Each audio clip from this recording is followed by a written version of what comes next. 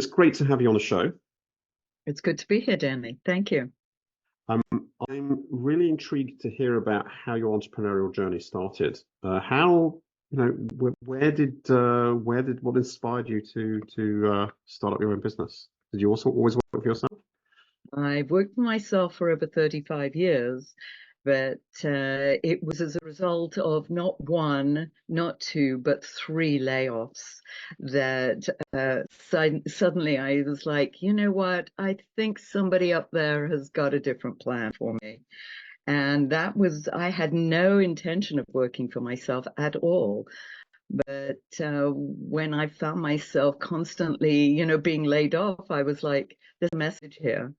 And it wasn't necessarily as a bad employee, but just happened to be, that last in, first out situation. And in England, it was very tough in the 70s and 80s. And yeah. And so I decided I need to be my own boss, and then I can hold the reins of my own success and guide myself. And being an entrepreneur, as you probably know, I mean, I'm the toughest taskmaster of myself, and it's for many years it's been me, myself, and I. We make a great team. What were you doing prior to setting up your own business? I was in marketing and sales and public relations. Worked for large corporations, and I've worked for agencies, a PR agency. I worked for NCR in England, National Cash Register, which it was way back. I don't know if it's still under that banner. And yeah, I decided that what I really enjoyed was working with adults and teaching them. I've always enjoyed sharing information, and I decided to go into the trade show industry, the exhibition industry, as it's known in the UK. And I was training exhibitors how to be more successful at their trade show booth. And I did that for 25 years. And it was through that, Danny, and talk about partnerships, that I started to understand the benefit of partnerships and working with companies, at a deeper level, not only for business, but, how we could help each other. And it was actually as a result of a very close partnership that I developed over a couple of years that I managed to sell 500,000 copies of my first book. Wow. Tell me a bit more about that partnership. Well, it was my first book. It was called, exciting title, Exhibiting at Trade Shows, Tips and Techniques for Success. And when it came out, I was like, I don't want to sell this in onesies and twosies. How can I sell this in bulk? So I started looking at who else was interested in my target audience. And so I started to look at the kind of people who would be interested, who had that same target audience. And for me, that was exhibit builders, both custom builders and then portable builders. And both bought copies of my book, but the portable really, decided this was a good book for them. And they used it as what we now call a lead magnet, but then it was a giveaway. They would send a postcard and say, hey, have you completed this postcard, and send it back to us. We would give you a copy of Susan's book. Oh, And fantastic. they had it translated into 5 languages. And yeah, it was a wonderful partnership. And I did training for them and for their clients. And sort of that whole idea of partnership really solidified for me that idea of how can we help each other. And it was beautiful. Yeah. And it still is, because I've developed relationships in other ways now too. But more So about that was your very first partnership. That was my very first real partnership. Yes. Yeah. Yes. And so tell me a little bit more about how in the exhibition industry, how else would you leverage partnerships to help the business? Well, you look at again who else would be interested in who else has the same target audience. People, for instance, who have the promotional products. The tchotchkes, the giveaways that they have at shows. I mean, they would be good. People who have lead systems, so consultants. So I would look at how could we be helping each other, because I could give them business and they could potentially give me business. However, I didn't want to necessarily think about it always that way. You were looking at how could we help each other. But that was a long time ago. I lost my passion after 25 years for that business and moved on, and now I am have my own publishing company, which I've had ever since I started on my own. And it was through, again, partnerships where I thought I was just publishing books of my own. But that was the idea of, because traditional publishers weren't interested in books on trade shows, even though it's a multi-billion-dollar industry. But so one of my colleagues suggested, start your own company, publish your own work. And during that journey, some book coaches came to me and said, hey, could you publish books of, from our clients? And I was like, I'd never even thought about that. And as I said, 35 years later, we published over 500 titles for other, for their clients. And I've drawn in my own clients. And I love working with nonfiction authors. And I love particularly the marketing side of the books. And so there are a lot of collaborations there too, working with different suppliers, different people who can, and in marketing, it's sort of downstream and upstream. Downstream people who could, like book coaches, who can refer people, and then upstream looking at people like, in the example of the exhibit industry, people who could potentially, hire me and buy my products, etc. How do you tell me a bit about how you structure the partnerships? Because there's some partnerships which are very fluid, as in they happen on an ad hoc basis, and there's some that are more structured. How do you manage the whole partnership? Mine are the former. I'm very maybe too loosey-goosey with them. It's almost like we trust each other. I develop partnerships with people who I really just feel an empathy for, and that we vibe. We know that we're right for each other, and we do what we can to help each other. I've got to, as a publisher, I don't have employees, but rather I have subcontractors I work with. And I send them clients, and then they send me 10%, from the payment they get from the client. And it's a trust. I don't follow up. They trust me, I trust them, and it works. Have I been burnt? Maybe once or twice, but not terribly. But I think you've illustrated an important point there, which is that with a partnership, you can't be transactional.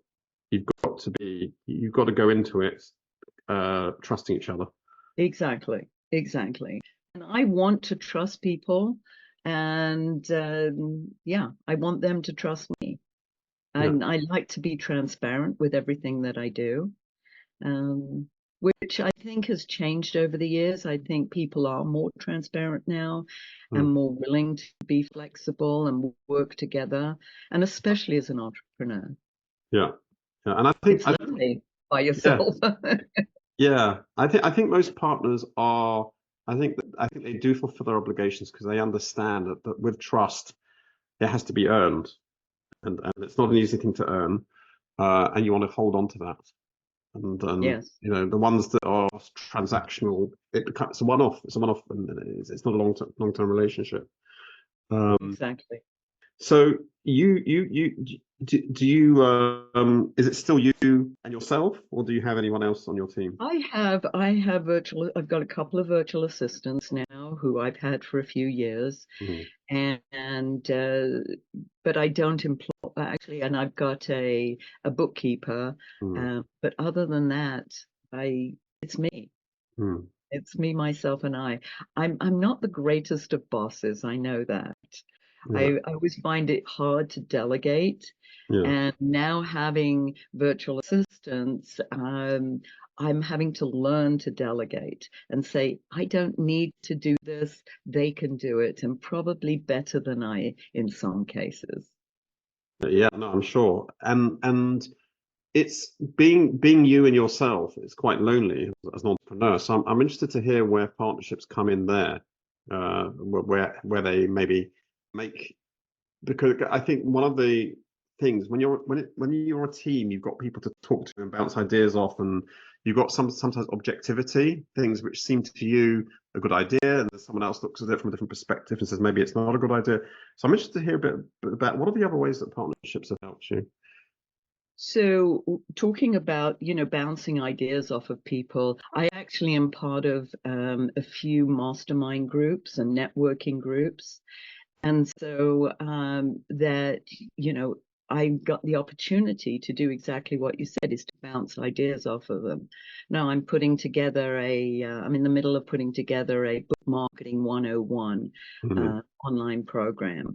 And I'm running it by, my peers and saying, hey, what do you like? What do you think I'm missing? What should I change?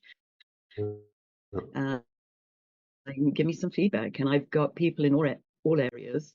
I'm also very involved in the National Speakers Association, which is a global organization. And they also are great people. Some of the people I've met over the 30 plus years that I've been involved, that I can say, hey, I need an expert in this area. mm. And I've got some very generous people who share their advice with me. Yeah. Very fortunate. I feel blessed with the number of people who, over the years, I've been able to, just connect with and then feel comfortable enough to call on them if I need them. And with partnerships, so you talked about a referral partners for both. You've got book coaches, you've got trade shows. Uh, what about marketing? Do you take part in any kind of marketing partnerships? I do. There are many joint venture opportunities that I have where I can promote other people. And I've got a calendar of people who I work with, I enjoy working with. And and I send out promotions to my list. I try not to bombard them too much because I also send out my own, I send out a newsletter once a week. I send out, I've got a podcast that says once a week. So I want to respect my list and not bombard them all the time. Here's another deal. Here's another deal. Here's a promotion. So yeah, and I know what they might be interested in. So again, I look at those promotions that if I am going to participate and partner with, that would be a good fit for my audience. And who are the sort of people you would collaborate with?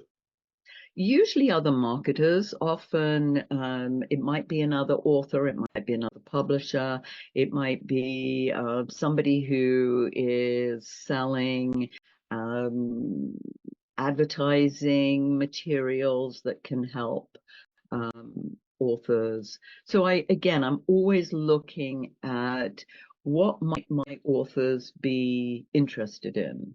Yeah, They might be interested to learn about how to do online programs, how to do webinars, how to do better marketing. right. Yeah. Yeah, I think you've made a good point there, which is that your motivation for partnering with people is this something my audience actually want? Is this something that my audience that will actually help them? Correct. Because I think people too often do go into partnerships with a view of, well, I don't really want to do this, but I really like the idea that this person's going to promote me, so I'll promote them. But what you're doing, what you're stating quite clearly is you'll only collaborate with people where it's something that will really benefit your audience.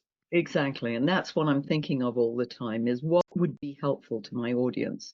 Whether they think so or not is a different thing, but knowing the industry and knowing the kind of tools that they might be helpful to them, that's what I focus on. With partnerships, I'm interested to, many of our audience, many of those listening will be maybe dabbling in partnerships, or maybe looking at it for the first time. What advice would you give to those listening? I would look at, the history of this, who's putting this out there and what kind of history they've had. Is this the first time that they're doing this, or are they pros at doing it? I, hate to say it, but I do prefer working with pros, Yeah, people, that's tried and tested what they're promoting. And yeah, this is the first time that they're doing this. yeah, I mean, that is something that I really do look at. And it's usually people I know, or I know through some kind of networking, or I've taken a program from them myself, and I think that their material is, again, something that would be very helpful for my audience. yeah. You're highlighting an important point, which is it sounds like you do due diligence. You've I actually, do. I you, really do. And I want that for people, when they do business with me, is, when authors come to me, for instance, and say, hey, I want to publish through you. And I was like, well, let's do your due diligence. Go out and look at some other people and see that, because my model is a very different model from most hybrid publishers. yeah, And so I want them to know that, if they're going to work with me, that I'm a good fit for them. yeah. So I look at that myself when I want to work with others. If our audience want to find out more about you, where can they go? So my website is Aviva Pubs, PUBS.com. And if they would like a book marketing brainstorm session with me, they can go to bookmarketingbrainstorm.com and they can schedule a 20-minute complimentary session with me. Thank you very much, Susan. That was a really My great pleasure. discussion. Thank you, Danny.